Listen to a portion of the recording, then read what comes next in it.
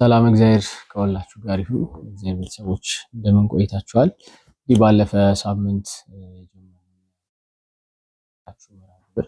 ዛሬም ይዘነው መጥተናል ከሁለት ጥያቄዎች ጋር። ጥያቄዎችን ለሚጠይቁን ወንድሞቻችን እግዚአብሔር አምላክ ቃለ ሕይወትን ያሰማልን።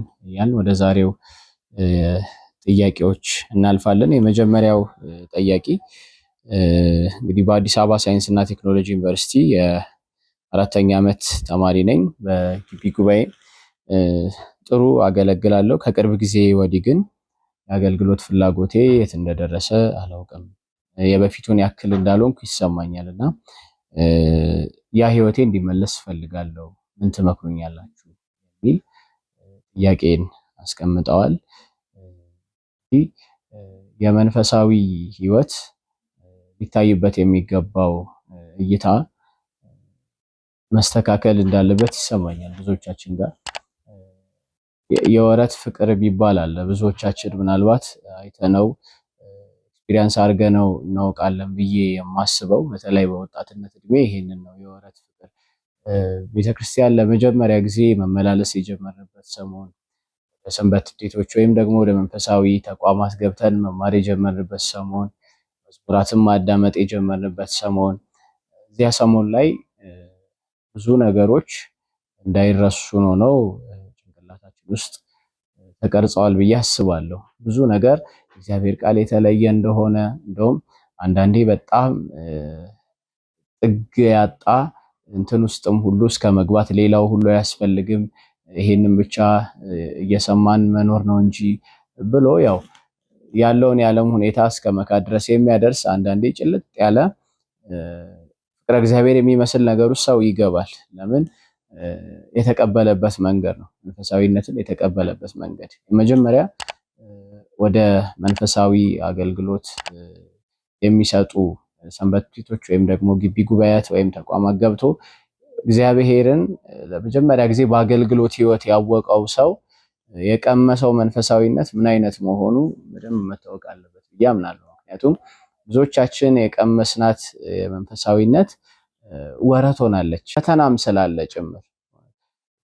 ስላለ ጭምር ዝለት ይኖራል ማለት ነው። ስለዚህ ስልቹነት ያጠቃዋል። ይሄ በሚሆንበት ሰዓት ምናልባት ሁለት ነገሮችን ማስተዋል ትችላላችሁ። የመጀመሪያው እኛ ብንደክም፣ እኛ ብናርፍ፣ እኛን ከበጎ ጎዳና መጣል የሚፈልግ ጠላት ዲያብሎስ አያርፍ።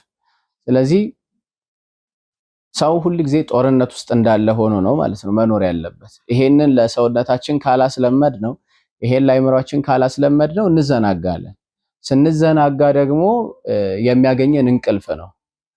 እንግዲህ አንተ የተኛህ ንቃ፣ ክርስቶስ ያበራልሃል ያለው ቅዱስ ጳውሎስ እንቅልፍ አለ። ሰው ቆሞ ራሱ የሚተኛው እንቅልፍ አለ። እያሰበ ራሱ እየተጫወተ ከሰዎች ጋር እየበላ እየጠጣ የሚተኛው እንቅልፍ አለ። ይሄ እንቅልፍ ምንድነው ከተባለ ቸልተኝነት። ሰው ሲዘናጋ አይምሮው ይሄንን የእግዚአብሔርን ቸርነት ምሕረት ሲዘነጋ ከዚያም አልፎ ደግሞ ኃጢአት መስራት እንደሌለበት መንፈሳዊነትን ማጥበቅ እንዳለበት ሲዘነጋ በቃ ቸልተኛ ይሄ ነው እንቅልፍ የሚባለው። ስለዚህ ይሄ ስንፍና በጣም ቀላል ሊመስል ይችላል፣ ግን ከዘላለም ሕይወት የሚነቅል ስንፍና። ሰዎች መንፈሳዊነትን በዚህ እይታ ማየት የለባቸውም። በቃ ወረት አይደለም መንፈሳዊነት።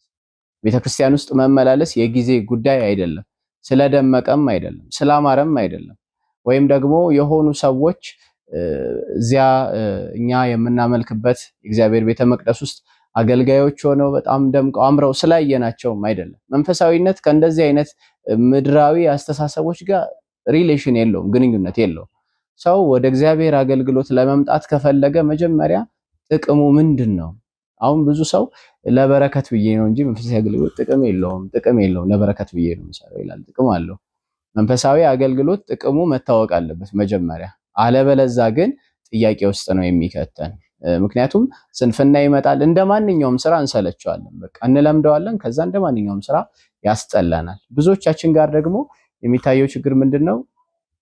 መንፈሳዊነትን ልክ እንደ ዓለማዊ ስራዎች እንለማመደዋለን። ስኬጁል አስቀምጠን ካላንደር ላይ ቀን ጽፈን ከዚያ በኋላ በዚህ ጊዜ ውስጥ ይሄንን ማድረግ አለብኝ፣ በዚህ ጊዜ ውስጥ ይሄን ሰክሰስ ጥሩ ነው ለመንፈሳዊነት ለማደግ መጨመር የምናደርገው ጥረት እኮ ጥሩ ነው፣ ግን መንገዱ አንዳንዴ ህይወትንም ሊያበላሽ ይችላል። መንፈሳዊነት በስጋ ልኬት አይለካም፣ በስጋ ሚዛን አይመዘንም። ሰዎች መንፈሳዊነትን ልክ ክብደት እንደ መቀነስ በጂም እንደሚሰራ ስፖርት ማለት ነው አድርገው ከወሰዱት ፈተና ውስጥ ይገባሉ። ምክንያቱም ነገ የሚቀጥል ነገር ነው። መንፈሳዊነት ህይወት ዘላለም በሙሉ የሚቀጥል ነገር ነው እንጂ አሻሽለን ቁጭ የምንልበት ነገር አይደለም። ብዙ ሰው ግን የሚፈልገው ተሻሽሎ ቁጭ ማለት ነው። በመንፈሳዊ ህይወቱ ጸሎትን እዚህ ላይ ማድረስ እፈልጋለሁ፣ የጸሎት ህይወቴ ማሻሻል እፈልጋለሁ ይላል። መንፈሳዊነት መሻሻል አይደለም መኖር ነው። የምንኖረው ካልሆነ ያስጠላናል። ምክንያቱም ሰው በክብደት መቀነሻ የስፖርት እንቅስቃሴዎች ለውጥ ካላየ ምንድነው የሚያደርገው? በቃ ያቆመዋል። ክብደት በመጨመርም ቢሆን ምግብ ሞክሮ ካልተሳካ ምንድነው የሚያደርገው? ያቆመዋል። ስራዎችን አይቶ ከደበረው ካስጠላው ምንድነው የሚያደርገው? ያቆመዋል። ልክ እንደዚህ ይሆናል ማለት ነው መንፈሳዊነት። በዚህ ልክ ስለምናስበው መንፈሳዊነት ዘላለም ነው። ዘላለም ከእግዚአብሔር ጋር መኖር ነው። አንድ ሳምንት አይደለም፣ አንድ ወር አይደለም፣ 2 ዓመት አይደለም፣ 3 ዓመት አይደለም፣ ህይወት ዘመን። ይሄ ደግሞ ውሳኔ ይፈልጋል። በቃ ማወቅ አለበት። ሰው ወደዚህ ህይወት እንደሚገባ ማወቅ መቻል አለበት። ለዛ ነው ቅዱስ ጳውሎስ በዚህ በዕብራውያን መልእክቱ ምዕራፍ 6 ቁጥር 11 ላይ ምን ይላል? በእምነትና በትዕግስት የተስፋው ቃል የሚወርሱትን እንድትመስሉ እንጂ ዳተኞች ሰነፍ ማለት ነው እንዳትሆኑ ተስፋችሁ እስኪሞላ እያንዳንዳችሁ ያን ትጋት እስከ መጨረሻ እንድታሳዩ እንመኛለን። መንፈሳዊነት እስከ መጨረሻ በዚህ ዓለም ያለው ተጠናቆ እኮ በሚቀጥለው ዓለም ያለው ደግሞ ማለቂያ የለውም። እስከዚያ ድረስ የሚሄድ ጉዞ ነው እንጂ በስቴፕ እየተሻሻለ የሚሄድ አይደለም። የጸሎት ህይወትን ቅዱሳን አባቶቻችን አንድ ጸሎት ጸልየው ከዛ ሁለተኛ ጨምረው ልክ በዚህ መልክ አይደለም የጸሎት ህይወታቸውን ያሳደጉት። ምን ጸልየው ጸሎት ብዛቱ አይደለም እንዲገባን ነው የሚገባው እንጂ በገጽ ብዛት አሁን ጸሎትን መለካት እኔ 30 ገጽ የመዝሙረ ዳዊት እንትን ከ1 እስከ 30 በየቀኑ እንትን ላሉ የዕለቱን ውዳሴ ማርያም ቁጥሩ አይደለም ሐሳቡ ሊገባን ይገባል። አለበለዚያ እኛ መንፈሳዊነታችንን በቁስ በቁጥር በፊዚካሊ በሚታዩ ለውጦች መለካት የጀመርን ጊዜ መስፈሪያውና የሚሰፈረው ነገር አልተመጣጠኑም ማለት ነው። በኪሎግራም መስፈሪያ ወይ ውሃን እንደ መለካት እንደዚህ ሊሆን ይችላል ማለት ነው። መንፈሳዊነት የራሱ ልክ አለው፣ የራሱ መስፈሪያ አለው። መስፈሪያው ሱታፌ አምላክ ነው። በቃ የመጨረሻው ጎሉ ማለት ነው። ወደዛ የሚሄድ ካልሆነ እያሻሻልን የምንመጣ የሚመስለን ነገር ከሆነ ግን የሆነ ሰዓት ሰልችቶን እንደዚሁ እንተዋዋለን።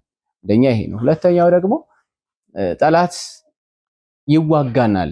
በብዙ አይነት መንገድ ዝለት ይገጥማል። ሰው ጦርነት ውስጥ ያለ ሰው ትጥቁን ከጣለ መወጋቱ አይቀርም። እኛ ምናልባት ደክሞን ሊሆን ይችላል፣ ወይም ደግሞ ደከመን ብለን አቁመን ሊሆን ይችላል። ግን በእያንዳንዱ የኃጢአት ጦር ዲያብሎስ እኛን ከመውጋት አያቆምም። ስለዚህ የባስ እየተሸነፍን እንሄዳለን። ስለዚህ መፍትሄው ትጥቅ መጣል አይደለም፣ ቆሞ የእምነትን ጋሻ ይዞ መዋጋት ነው የሚሆነው።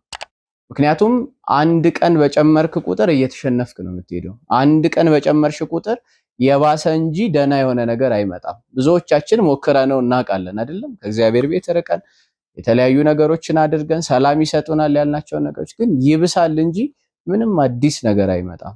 የሚሻለው እውነቱ ያለው የሚያዋጣው ትክክለኛ የሆነው ጭንቅላታችን ቢቀበለውም ባይቀበለውም መራር ቢሆንበትም ወደ እግዚአብሔር መመለስ። ይሄ ደግሞ መጋፈጥ ይጠይቃል። ሰው ደግሞ በዚህ ውስጥ ካላለፈ ዝለትን እንደ እንትን ቆጥሮ አንዳንዴ በመንፈሳዊ አገልግሎት የገጠማቸውን ዝለት ለከንቱ ውዳሴ የሚጠቀሙ ሰዎች አሉ። ብዙ አገልግዬ እኮ ነው፣ ብዙ ሰርቼ እኮ ነው የሚሉበት ማለት ነው። እንደዚህ ማለትም ዋጋ አያሰጥም። ከሰዎች ዋጋችን የምንጠብቅ ከሆነ ሰማያዊ ርስት ምን ያደርግልናል? ስለዚህ ሰው መንፈሳዊነቱን ሊለካ የሚገባው በእግዚአብሔር ሚዛን ነው። እግዚአብሔር ሚዛን ደግሞ እንዲህ አይነት የሰው እይታዎችን ጭምር የሚያኮስስ ነው። ስለዚህ ሰለቸን፣ አንድ ነገር ሰለቸን ማለት እኮ በቃ የሰራንበት መንገድ ትክክል አይደለም ማለት ነው። አይምሯችን የተቀበለበት መንገድ፣ አይምሯችን የተዋሃደበት መንገድ ትክክል አይደለም ማለት ነው። ምክንያቱም እኛ ጨዋታችን ከቁጥሩ ጋር ነው፣ ከቀናት ጋር ነው፣ ከጸሎት ቁጥር ጋር ነው። ካደረግነው ጥረት ጋር ነው። እግዚአብሔር ደግሞ እንደዛ አይደለም። የሰው ልጆች እግዚአብሔር ጸጋ ሳይጨመርበት ምንም ነገርን ራሳቸው ቢያደርጉ አይችሉም። ስለዚህ የእሱን መደገፊያነት በማመን ሰው እግዚአብሔር ላይ እምነቱን ጥሎ የሚያደርገው እንቅስቃሴ ነው ለህይወት ዘመን መንፈሳዊነት። ስለዚህ ስልቹነት የሚመጣው በዚህ ስለሆነ ይሄንን እይታ ወስደን ማስተካከል እንችላለን ብዬ አስባለሁ። ወደ አገልግሎት መመለስን ደግሞም በአገልግሎት መጽናትን ማለት ነው የሚያስፈልግም የሚገባም ነገር ስለሆነ